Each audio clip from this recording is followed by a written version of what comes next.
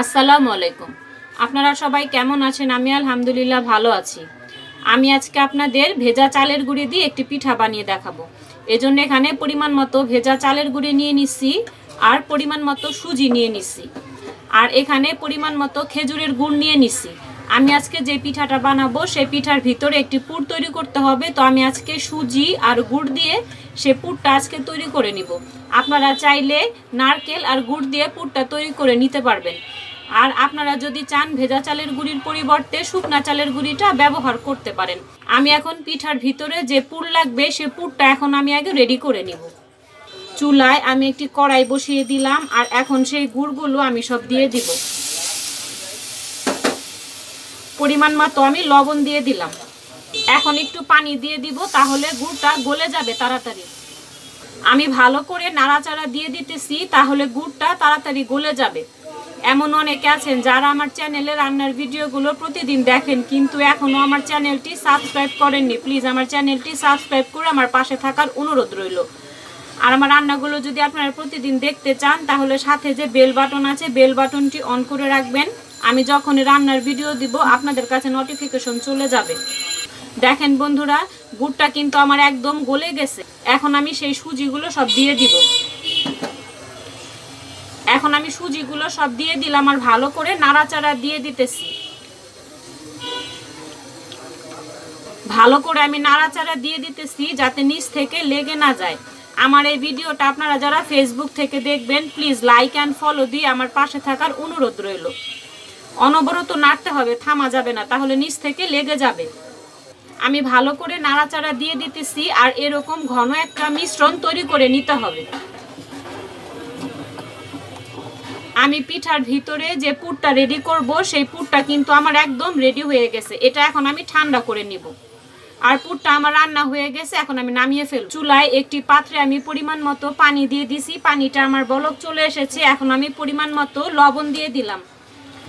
এখন সেই ভেজা চালের গুঁড়িগুলো আমি সব দিয়ে দিতেছি।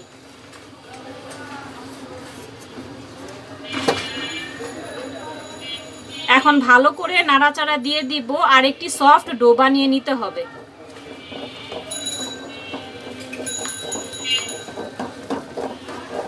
চালের গুঁড়া ডোটা কিন্তু আমার একদম সিদ্ধ হয়ে গেছে। এটা এখন ঠান্ডা হলে আমি হাত দিয়ে মথে নিব আর একটি সফট ডো বানিয়ে নিব। চালের গুঁড়া ডোটা আমি ভালো করে মথে নিছি। ভালো করে মথে নেওয়ার পর এখন চালের গুঁড়া ডোটাকে আমি দুটো ভাগে ভাগ করে নিছি। এখন একটি ভাগের সাথে আমি গ্রিন ফুড কালার মিশিয়ে দিতেছি, আরেকটি ভাগের সাথে আমি অরেঞ্জ ফুড কালার দিতেছি। আমি আজকে পিঠাগুলো একটু ফুড কালার দিয়ে বানাইতেছি, আপনারা চাইলে ফুড কালারটা স্কিপ করতে পারেন। এখন এই ফুড কালার মিশ্রিত ডোগুলো ভালো করে আমি একটু মথে নিব। আমি যে চালের গুঁড়ার ডোর সাথে ফুড কালার মিশিয়ে নিয়েছিলাম, তো ফুড কালার মিশানো সেই ডোগুলো ভালো করে আমি মথে নিছি। মথে নিয়ে এমন ছোট ছোট করে লেচি কেটে নিছি। তো আমি আজকে পিঠাগুলো যেভাবে বানাবো সেটা আমি আপনাদের দেখাই দিতেছি। এই সবুজ কালার ডো নিয়ে আমি এইভাবে করে হাতের তালু দিয়ে একটি গোল শেপ দিয়ে নিতেছি। গোল শেপ দেওয়ার পর আবারও হাতের তালু দিয়ে এমন লম্বা একটি শেপ দিয়ে নিতে হবে। ঠিক একইভাবে আমি একটি কমলা কালার ডো নিয়ে হাতের তালু দিয়ে এইভাবে করে গোল শেপ দিয়ে নিতেছি। গোল শেপ দেওয়ার পর হাতের তালু দিয়ে এইভাবে লম্বা শেপ দিতে হবে। আমি যে অরেঞ্জ ফুড কালার আর সবুজ কালার ডোটা লম্বা শেপ দিয়ে নিছি, এই ডো দুটো পাশাপাশি রাখতে হবে। আর এইভাবে করে একসাথে মিশিয়ে হাতের আঙ্গুল দিয়ে এভাবে চাপ দিয়ে একটু লাগিয়ে দিতে হবে যাতে জোড়াটা খুলে না যায়। দেখেন আমি কিভাবে করে করতেছি। তারপর হাতের আঙ্গুল দিয়ে এইভাবে মাঝখানে ঠিক চাপ দিয়ে দিতে হবে। আপনারা দেখে একটু বুঝে নেন আমি কিভাবে করতেছি। এই যে এইভাবে করে সাইডগুলো জোড়া লাগিয়ে দিতে হবে। আমি যে মাঝখানে জোড়া লাগিয়ে দিলাম, তো এটা হাতের আঙ্গুল দিয়ে ভালো করে এভাবে চাপ দিয়ে দিতে হবে যাতে খুলে না যায়। আর হাতের আঙ্গুল দিয়ে এইভাবে করে একটু চ্যাপটা করে রুটির মতো বানিয়ে নিতে হবে।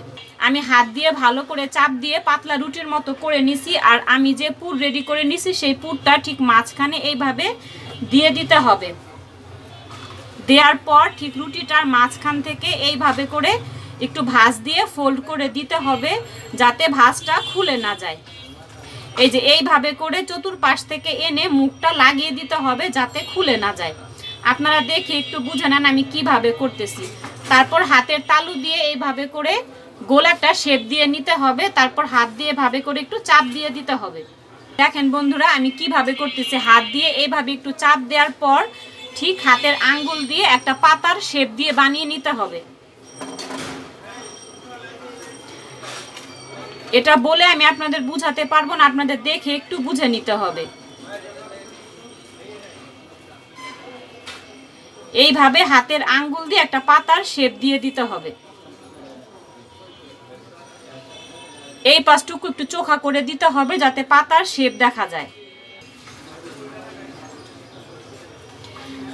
দেখেন এইভাবে করে আমি সবগুলো পাতা বানিয়ে নিব। পিঠাগুলো ডিজাইন করার জন্য আমি এমন একটি শুং নিয়ে নিছি আর এরকম একটি প্লাস্টিকের কাঠি নিয়ে নিছি।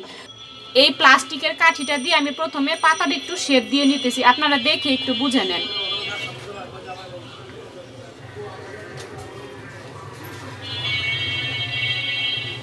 এই পাশ থেকেও এইভাবে করে পাতার একটু শেপ দিয়ে দিতে হবে।